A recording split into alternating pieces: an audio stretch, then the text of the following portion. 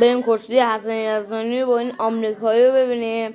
لیتس گو، بزن بریم. بعد از 1.5 سال دوری از رقابت ها، البته یک ماه قبل هم در مسابقات لیگ 2 تا کشتی گرفت. صبح بعد کشتی کشورمون حسن در تلاش است که پای حریف خود جد کارج میکنه و جوانان جهان مدال طلا کرد. اینجا یک بار دیگه میره و پشت حریف خود خاک کنه، حریف خود رو میکنه و در حالی که میرفت خاک بشه رو کرد و یک امتیاز کنه و همیشه سعی میکنه به راحتی پای حریف خود در 2025 بعد دیگه اقدام میکنه یه زیر دو خم این بار به پا رسید، درخت کرد و میده خاک کنه یه سال تو 4 امتیاز.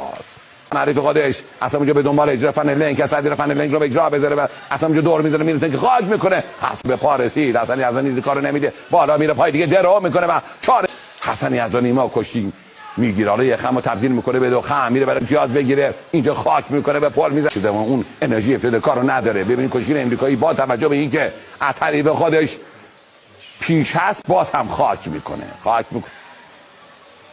تا وسط با 2 کشتی دست میده.